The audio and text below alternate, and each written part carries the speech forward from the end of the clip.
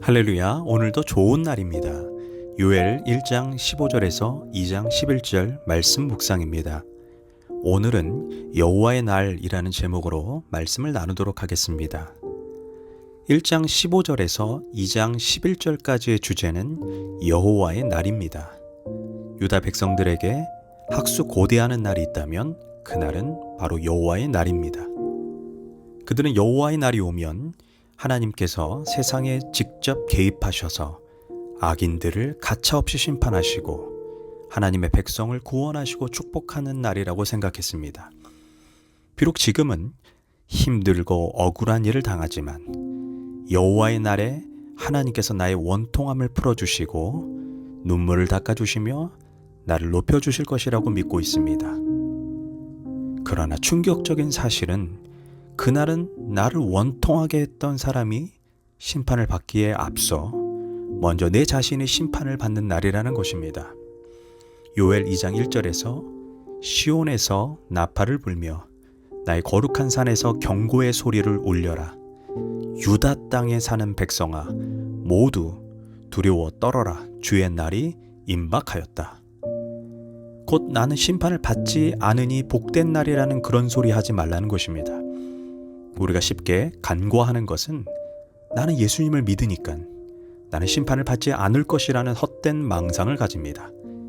그러나 베드로전서 4장 18절에 의하면 심판이 하나님의 집, 하나님의 백성에서부터 시작된다고 말합니다.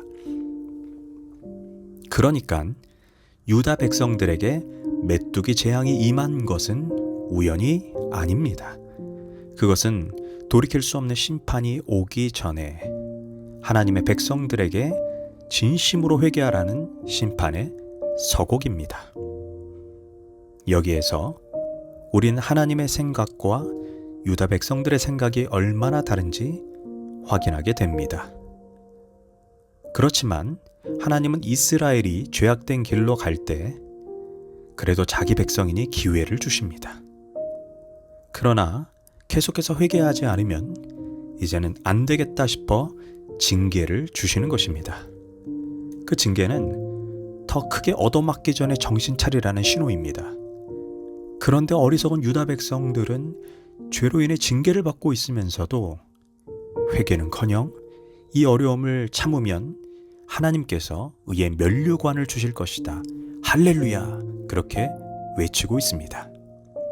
문제는 그들이 메뚜기 재앙으로도 깨닫지 못하고 있다는 것입니다. 그러자 이제 하나님은 유다에게 가뭄을 보내십니다.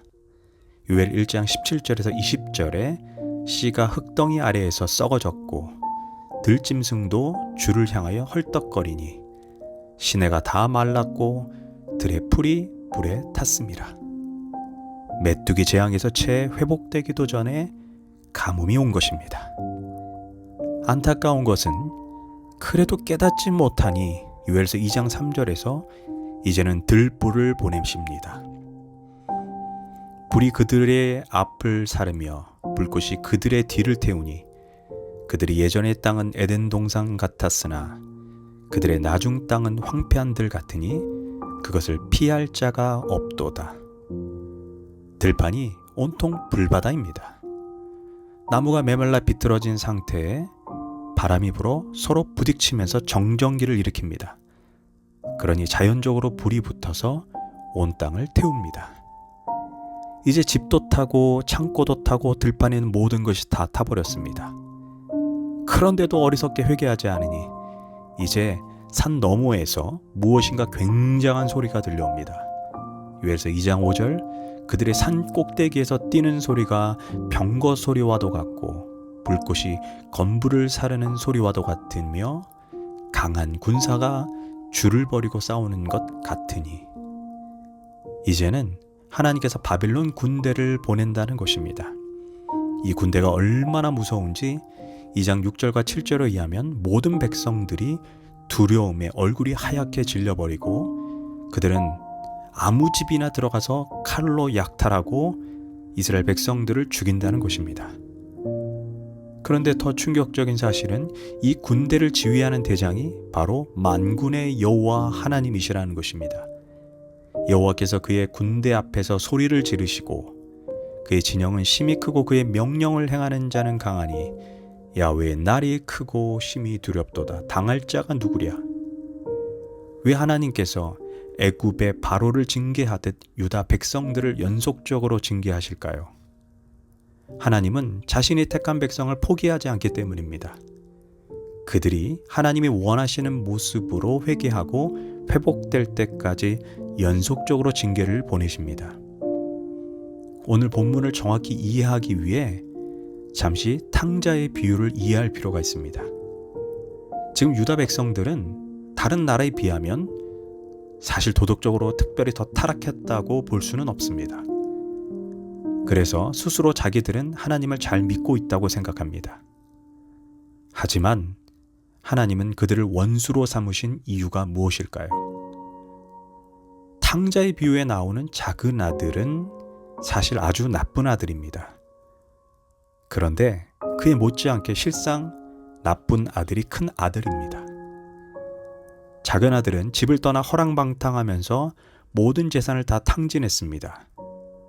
그러나 큰 아들은 아버지 곁을 한 번도 떠난 적이 없습니다. 그런데 돌아온 동생을 아버지가 영접하는 것을 보고 큰 아들은 화를 냅니다. 여기에 이상한 점이 있습니다. 아버지 곁에 한 번도 떠나지 않고 늘 함께 있었던 큰 아들이 정작 아버지의 마음을 전혀 헤아리지 못하고 전혀 다른 생각을 하고 있다는 것입니다. 엄밀히 말해 큰 아들이 작은 아들보다 더 고치기 어려운 사람입니다. 작은 아들은 자기가 죄지었다는 것을 명확히 알고 있습니다. 그러나 큰 아들은 내가 무슨 죄가 있어? 내가 얼마나 잘난 아들인데 하면서 씩씩거리는 것입니다. 이런 사람은 입만 벌리면 주여입니다. 넘어져도 주여, 깜짝 놀래도 주여, 좋은 일 있어도 주여라고 고백합니다. 그런데 문제는 예수님을 전혀 닮은 모습이 없다는 것입니다. 실상 이런 사람이 회개하기가 눈에 보이는 죄를 저지른 사람보다 몇 배 더 회개하기가 힘이 듭니다. 요엘 당시의 유다 백성들이 꼭 그러한 모습이었습니다. 하나님을 떠나지도 않고 계속 신앙생활을 했습니다. 문제는 그들의 마음속에 하나님에 대한 사랑이 하나도 없습니다. 매사에 비판적입니다. 그 단단한 종교적 위선의 껍질을 깨뜨리기 위해 연속적인 징계가 필요했던 것입니다. 그래서 하나님은 메뚜기도 보내고 가뭄도 보내고 들불도 보내고 바벨론 군대가 이제 쳐들어와야 우리에게 무슨 문제가 있나 보다라고 생각하기 시작합니다. 어쩌면 술 마시고 노름하고 거짓말하는 사람도 하나님을 떠나 있지만 실상 교회 한번 빠지지 않고 술 한번 먹지 않고 방황 한번 해보지 않았지만 다른 사람을 용서하지 못해 미워하고 정죄하는 그 사람도 실상은 하나님을 떠나 있는 바로 탕자의 큰 아들과 같은 사람일 수 있습니다. 오늘 하나님께서 우리에게 간곡하게 말씀하시는 것은 너가 어떤 종교 행위를 하고 있는가를 보지 말고 너의 진짜 모습을 객관적으로 한번 보라는 것입니다. 요엘 당시 유다 백성들도 자신들은 문제가 전혀 없고 예배도 잘 드리고 기도도 많이 하고 이방 나라에 비해 더 큰 죄를 지은 적이 없다고 생각했습니다. 그러나 하나님께서 그렇게 신앙생활을 잘한다는 너희가 어찌 그리 사랑이 없고 어찌 그리 사람을 쉽게 비판하고 정죄하느냐는 것입니다. 다른 사람들보다 신앙생활을 잘하고 있기에 나는 안전하다고 생각하지만 정작 하나님의 생각은 다르다는 것입니다. 하나님은 지금 종교적인 껍질을 벗고 양심에 따라 하나님 앞에서 눈물을 회복하고 사랑을 회복하라는 것입니다.